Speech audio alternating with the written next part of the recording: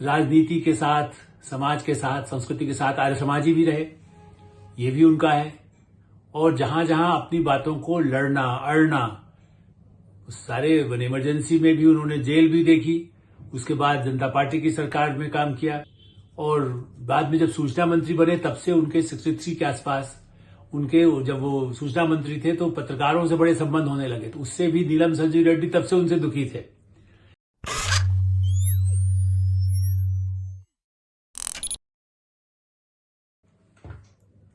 नमस्कार, मैं हूं आलोक मेहता। HSI में आपका स्वागत है।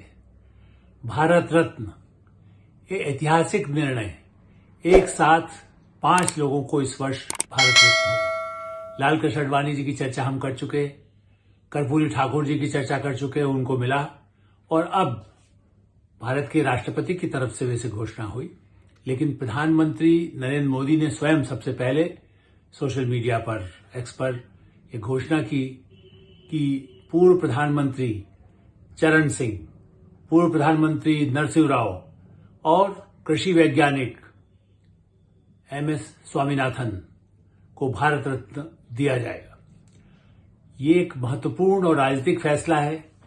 इसको लोग चुनाव से जोड़ सकते हैं, राजनीति से जोड़ सकते हैं, लेकिन मैं मानता हूं कि ये निश्चित रूप से एक महत्वपूर्ण निर्णय है।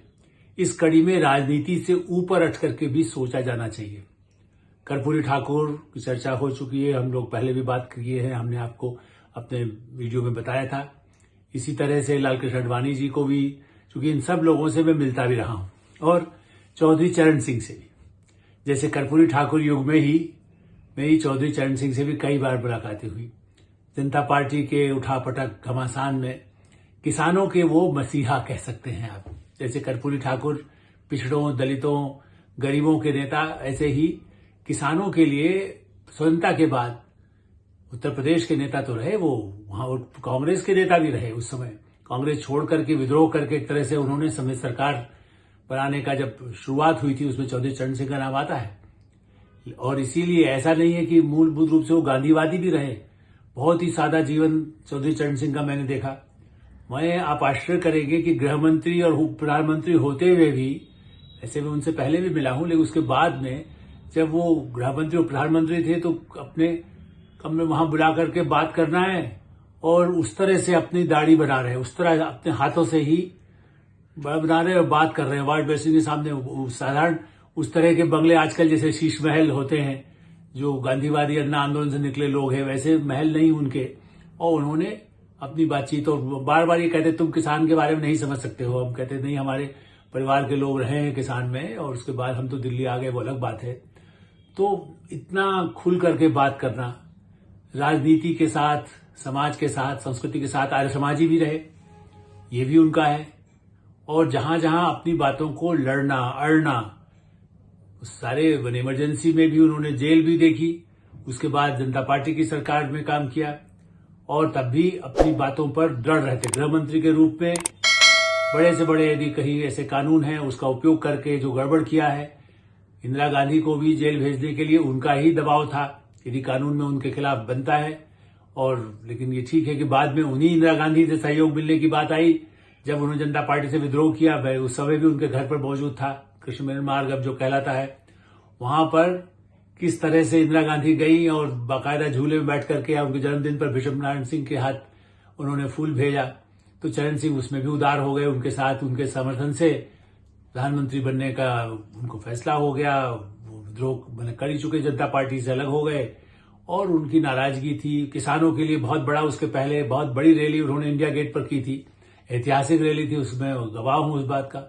लाखों किसान उस समय उमड़े थे। किसान आंदोलन के वो प्रणेता यदि कह सकते हैं, किसानों का बदलना है, उस दृष्टि से ये एक महत्वपूर्ण निर्णय है। उसके बाद प्रधानमंत्री बने, लेकिन कांग्रेस ने उनका समर्थन करने को कहा, और उसके बाद जब वो संसद पहुंचे विश्वास प्रस्ताव के लिए, तो उनका समर्थन वापस ले लिया। ये बड़े जाते ही प्रथम ग्रासे मक्षिका पाता, जो हम कहते हैं, पहले ही ग्रास पे उनको हटा दिया, क्योंकि वो एक राजनीति की सोची समझी थी। इसीलिए जब चरण सिंह जी के पूरी पीड़ा रही, बाद में भी उनके समर्थक कांग्रेस विरोधी अभियान में जारी रहे।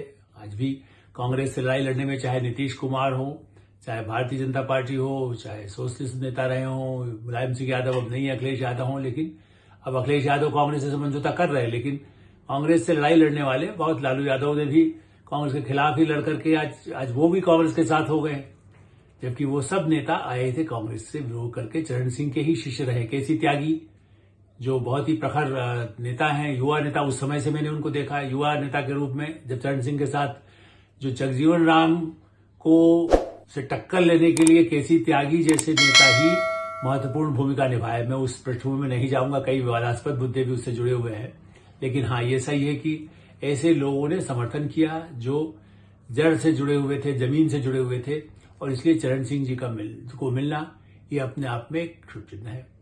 अब दूसरी बात की जाए, कृषि वैज्ञानिक एम.एस. स्वामीनाथन के बारे में तो आप कहीं भी पढ़ सकते हैं, लेकिन नरसिंह राव जिनसे मेरा परिचय, वो भी 73-74 में आंध्र तेलंगाना का ही जो बहुत ज्यादा विद्रोह जैसी स्थिति हुई, तब उन्हें मुख्यमंत्री पद से हटना पड़ा। चुनाव वो पहले 52-53 में लड़ना चाहते थे, उस समय नीलम संजय रेड्डी ने उनको हतोत्साहित किया, नहीं लड़ने दिया। बाद में फिर वो मजबूरी में विधानसभा का चुनाव लड़े, और बाद में जब सूचना मंत्री बने तब से उनके 63 के आसपास जब वो सूचना मंत्री थे तो पत्रकारों से बड़े संबंध होने लगे, तो उससे भी नीलम संजय रेड्डी तब से उनसे दुखी थे। ये बात अलग है कि बाद में इंदिरा गांधी से भी नीलम संजय रेड्डी के साथ टकराव बना रहा, वो राष्ट्रपति के उम्मीदवार बने, लेकिन नरसिंह राव इंदिरा गांधी के साथ रहे, और इस तरह से इंदिरा गांधी के भी वो नजदीक आ गए थे जब आंध्रा में रहे, इसलिए बाद में उनको कांग्रेस का महासचिव बने, बाद में केंद्रीय मंत्रिमंडल में रखा गया, वो गृह मंत्री भी रहे, विदेश मंत्री रहे। जर्मनी में भी मेरी उनसे मुलाकात हुई जब मैं जर्मनी में संपादक था, और वो जब वहां आए 1980 के आसपास, 1980-81 में, तब वो विदेश मंत्री थे। तो जर्मनी के साथ अच्छे संबंध हो, अमेरिका के साथ अच्छे संबंध हो, और इसलिए बल्कि जैसे कह सकते सबसे बड़ा महत्वपूर्ण सद्भावना पुरस्कार था वो प्रधानमंत्री निवास में ही निखिल चक्रवर्ती जैसे बड़े संपादक के साथ, हिंदी के संपादक के रूप में, उसमें माधवन कुट्टी भी एक थे मलयालम के, लेकिन उसके साथ मुझे भी उस समय सम्मान का जो अवसर मिला, आज भी वो फोटो मेरे लिए बड़ा यादगार फोटो है। बाद में भी उनके साथ विदेश की यात्राएं की, चीन की यात्रा भी की, यूरोप की यात्रा भी की, अमेरिका की यात्रा भी की।